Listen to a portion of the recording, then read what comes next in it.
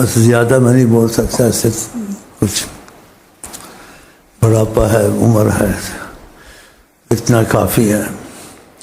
اگر تمہارے اعمال اندر باہر کے درست ہو گئے ہیں جی، خدا کی رحمت تم کو لپیٹ لے گی، کیونکہ نبی کریم کی تعلیم ہے اور نبی رحمت للعالمین ہے۔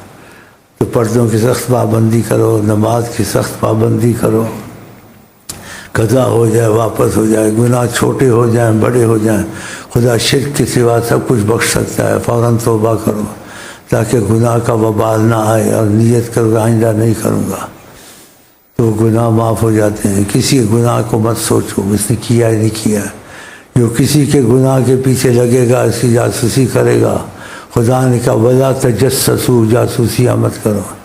جو کسی گناہ پردہ فاش کر کے لگے گا تو حدیث میں آتا ہے خدا اس کے گھر میں دفن گناہ باہر نکال دے گا، اتنا اس کو رسوا کر۔ اس کو پتہ اس کی ماں کا کہ کبھی کچھ ہوا نہیں ہوا، بہن سے ہوا یا بھانجی سے ہوا، اتنا خدا ذلیل کرے گا کہ تم کسی کے گناہ کے پیچھے جاسوسی مت کرو، تمہارے بھی پردے رہ جائیں گے۔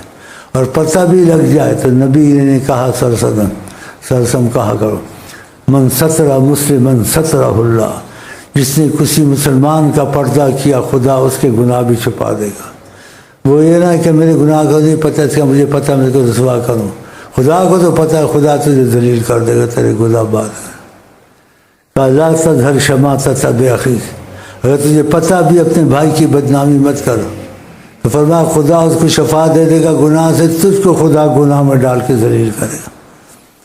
آقا جی کا جس نے کسی کو گناہ پتہ تھا تانا دیا تم ایسے ہو، میں جانتا ہوں تم کو، اگر تانا دیا لم یمت حتی یأمر، خدا اس کو موت سے پہلے وہ گناہ کرا کے چھوڑے گا۔ پتہ ہے تانا نہیں مارنا ہے، چپ رہنا ہے۔ یہ بھائیوں میں مصیبتیں آئی ہیں، ایک دوسرے کی باتیں پڑھتے ہیں، ادھر کرتے ہیں ادھر کرتے ہیں گھروں کی، اور کسی نے کچھ کیا یا نہیں کیا اس پہ تہمت لگائی، پھر تو وہ پتہ بھی ہو نہ بتائے اور ایسے تہمت لگا دے، ہاں جی، کسی کی بہن پر یا بھانجی پر یا ہاں جی یا دوست کی عورت پر، ہاں جی۔ تو فرمایا سرکار نے خدا اس کے 100 سال کے عمل برباد کرے گا۔ یہ بڑی مصیبتیں لوگوں میں آئی ہوئی ہیں، اور غیبت زنا سے زیادہ ہے۔ سرکار نے غیبت کہا، غیبت وہ بات ہے کسی کا سچی گناہ ہے، تم کو پتہ ہے، تم دوسرے کے کانا پھوسی کرتے کہتے اس نے ایسا کیا مجھے پتہ ہے، تم نے اس سے بڑا گناہ کیا، زنا سے بڑا۔ کیوں اس کی بات نکالی، کیوں آپس میں بات کی؟ وَلَا يَغْتَبْ بَعْضُكُمْ بَعْضًا، تم میں سے ایک دوسرے کی غیبت کوئی نہ کرے، قرآن ہے۔ اور آگے فرمایا جو غیبت کرتا ہے کس کے گناہ کس کو بتاتا ہے ایسے کرتا ہے جیسے مردے کا گوشت نوچ کے کھاتا ہے، اتنا ظالم ہے وہ۔ اس سے بغض پھیلتا ہے، عداوت پھیلتی، حکمت ہے خدا کی۔ یہاں پہ عالمت ہے کسی کے گناہ کی باتیں کرنا آپس میں، اس کو پتہ چلے گا، دل خراب ہوگا، تمہارے دشمنی پیدا ہوگی، پھر وہ تمہارے پیچھے لگے گا، اس کا بھی کچھ دیکھو اس نے کیا کیا ہے۔ یہ اچھی چیز ہے، جس چیز سے آقا منع کرے منع ہو جانا چاہیے۔ ابھی تک یہ مصیبتیں جاری ہیں، ایک دوسرے کے پیچھے جاسوسیاں کرنی ہیں، پھر تو کرنا ہی نہیں چاہیے۔ پتہ لگ جائے تو پردہ کرے، نہ بولے، وہ جانے تم اس کے خدا ہو۔ نبی کریم نے کہا لا تنظروا الی ذنوب العباد کانکم ارباب، لوگوں کے گناہ مت دیکھو، کہا خوشخبری اس کے لیے جو اپنے گناہوں کو سوچتا ہے، کسی کے گناہ کو نہیں دیکھتا ہے، تو نہیں دیکھنا چاہیے نا، کیا نہیں کیا، منع فرمایا ہے۔ اور کہا لوگوں کے گناہوں کو مت دیکھو، کانکم ارباب، تم اس کے خدا ہو۔ کہ تم نے سزا جزا دینی، حساب کتاب لینا سے خدا نے دے، ہو سکتا توبہ کرے، ہو سکتا پکڑا جائے، ہو سکتا کہ تم کو نہیں چاہیے۔ تو یہ چیزیں سخت منع ہیں، اس میں مت پڑے کہ دوسرے کے گناہ کا وبال تم پر پڑا جائے گا۔ وہ کسی کی غیبت کرتا ہے، کسی کا ظلم کرتا ہے، کسی کا مال کھاتا ہے، کسی کی بدنامی کرتا ہے، اس کے اعمال خدا حدیث میں آتا ان لوگوں کو دے دے گا جن کی غیبت کی، جن کا مال حرام سے کھایا، جس کو ناجائز گالی دی۔ اگر اس پر اعمال نہیں ہوں گے تو جس کی غیبت کیا، جس کا مال کھایا، جس پر ظلم کیا، اس کے گناہ خدا اس پر ڈال کر جہنم میں ڈالے گا، یہ بھی حدیث میں ہے۔ تو ایسی چیزیں نہیں کرنی چاہیے۔ بہرحال باتوں میں آتی ہے تو کچھ بتا دیا، کچھ کی ضرورت بھی تھی کہ ایسے خط آتے ہیں تو پھر ہم اس کو ایک ایک کو جواب کہاں دیں، تو ایسے کہہ دیا، سب کا فائدہ ہو گیا، سب کو سمجھ آ گئی۔ ایسی کیسٹ اگر کبھی بات ہو جائے تو اس کو گھر میں لے جائیں کہ ہفتے میں 10 دن میں مہینے جب ضرور سنا کریں، تم کو فائدہ ہوگا، تمہارے دوستوں کو فائدہ ہوگا، اور اس ناگہانی مصیبتوں سے بچ جاؤ گے۔ یہ لوگوں کی باتیں نکالنا، جاسوسیاں کرنا، اپنے آپ کو ننگا کرنا ہے، اپنے آپ پر مصیبت لانی ہے۔ وہ جانے، وہ کام جانے، خدا جانے، تم کیوں پڑھتے اس میں؟ ہاں تم کر سکتے ہو، ان کو گناہوں سے باز کرنے کا رستہ ڈھونڈو، کہیں لے کے دعائیں دلوا دو۔ کوئی کتاب لو، بس 2 کتابیں میں نے لی تھی، میں نے ایک اپنے لیے رکھی ہے جس میں گناہ کا، غیبت کا، زنا کا، ان چیزوں کا ذکر ہو، اس کو دے دو حکمت سے، اس کو بولو مت۔ تو کتاب پڑھے گا تو وہ تمہاری وجہ سے یہ سزائیں دیکھے گا، خدا رسول نے کہیں، تو وہ بچ جائے گا اس گناہ سے۔ تو مگر ایسے جا کے کو کہا کہ آپ نے سنا تم زنا کرتے ہو، یا تم نے فلاں لڑکی سے تعلق رکھا ہے، یا تم کسی ماں بیٹی کو دیکھتے ہو، یا تم نے ایسے کیا ہے، وہ تو تم سے لڑ پڑے گا اور مانے گا بھی نہیں۔ تو حکمت سے چلنا ہے، اس کو کہنا نہیں، اس کو کتاب دے دینی ہے، وہ پڑھے گا تو خود سمجھے گا میں نے ایسے کیا نہیں، یہ کرتا ہوں۔ اور جو ایسے کرتے ہیں تو حدیث میں ہے من زنا زنایا، جو زنا کرتا ہے اس کے گھر میں بھی زنا آ جاتا ہے۔ کوئی کسی کی ماں بیٹی سے کرتا ہے تو اس کی ماں بیٹی نہیں بچتی، وہ بھی ہوتا ہے حدیث میں، من زنا زنایا، جو زنا کرتا ہے اس کے گھر میں بھی زنا ہو جاتا ہے۔ تو ایسے نہیں کرنا چاہیے۔ تو پھر یہ علم ہوگا یا معلومات ہوگی تو انسان بچے گا نا۔ یہ معلومات ہم کو کس نے دی؟ قرآن نے دی، حدیث نے دی۔ اللہ تعالیٰ توفیق دے۔ لیکن نبی کے رحیم، کریم، حلیم، حکمت سے اور حلم سے بھرے ہوئے ایک نوجوان آیا، نبی کریم کو کہنے لگا مجھے زنا کی اجازت دیں۔ صحابہ نے اس کو مارنے کی سوچی، اٹھ کے مارنے کی، کہ مارو اس کو۔ آپ نے کہا کچھ مت کہو،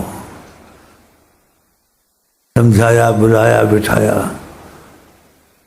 جس کا مفہوم تھا پوچھا تمہارے پاس ماں بیٹی بہن وغیرہ ہے؟